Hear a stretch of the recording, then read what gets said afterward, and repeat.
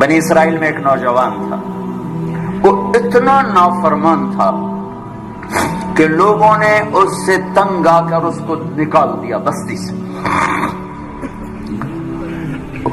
بستی سے نکلنا موت تھی۔ چند دن کے بعد اس کے اسباب ختم ہوئے، کھانا پینا ختم ہو، بائی کاٹ مکمل، نہ روٹی پہنچی نہ پانی پہنچا، سسک سسک سسک سسک موت کنارے آ لگا۔ جب اس نے موت کی آہٹ کو محسوس کیا تو اس نے یوں دیکھا کوئی ہے، کچھ نہیں نظر آیا، پھر اس نے یوں دیکھا کوئی ہے، اسے کوئی نظر نہیں آیا، پھر اس نے بڑی ندامت سے یوں آسمان کی طرف دیکھا اور کہا اور کیا کہا، یا من لا تضرہ الذنوب ولا تنقصہ المغفرہ، اے وہ رب جو معاف کرنے سے گھٹتا نہیں اور عذاب دینے سے بڑھتا نہیں، میں نے ساری زندگی تیری نافرمانی کی، مجھے سب نے چھوڑ دیا ہے، میری بے بسی پہ رحم فرما، میری آمد ہے، تو نہ مجھے چھوڑ کہ تیرے نیک بندوں سے میں نے یہ سنا ہوا ہے تو بڑا مہربان ہے، مجھے نہ چھوڑ۔ یہ کہتے کہتے وہ مر گیا۔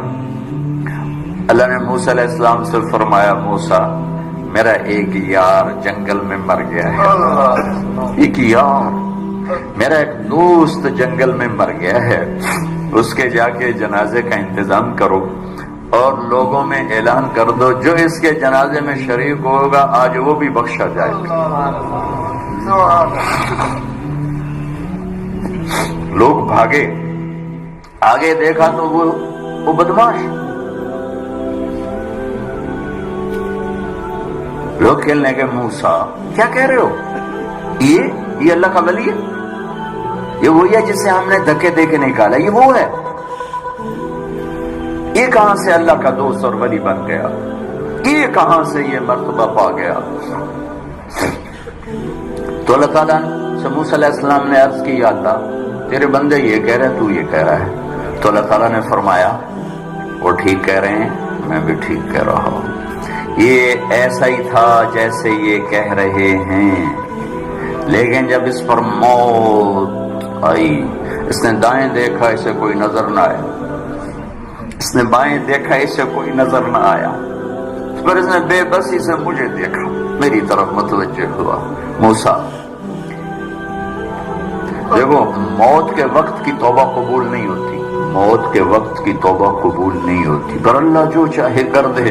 کہنے کہ موسیٰ جب اس نے بے بسی سے مجھے دیکھا تو میری غیرت نے گوارا نہ کیا، جسے سب چھوڑ دے میں بھی چھوڑ دوں، میری عزت کی قسم موسیٰ اگر اس وقت یہ پوری دنیا کی مجھ سے بخشش مانگتا تو اس کے آنسوؤں کے طفیل میں پوری دنیا کو معاف کر دیتا۔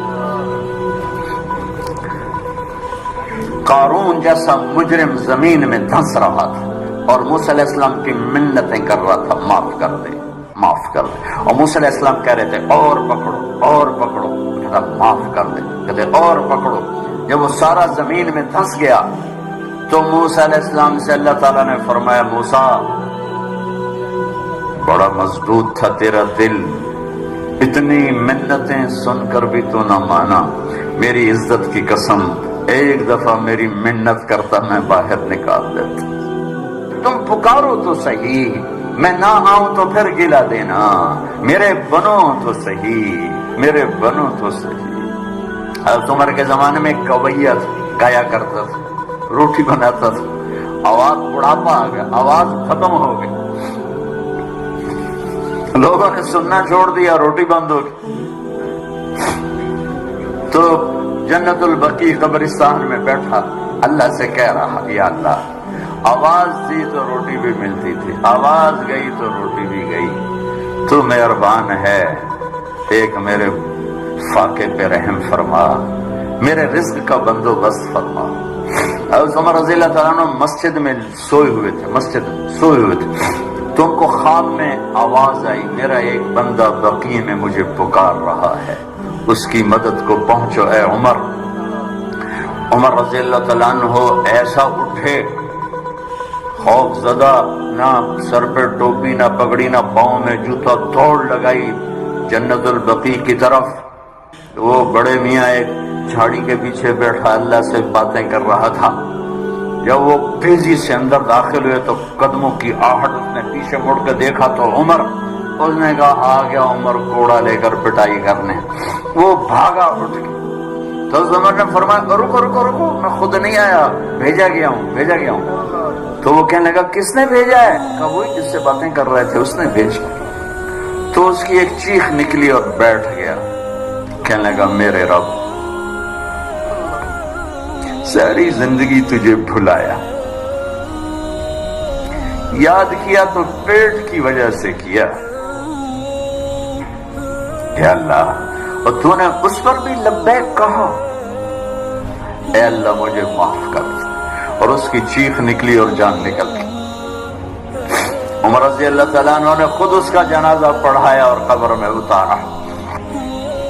میرا ایک شاگرد ہے کراچی میں، اس کی مسجد کے ساتھ برابر ایک عورت لڑکیاں سپلائی کرتی تھی، غلیظ ترین کام، گندا ترین دھندا۔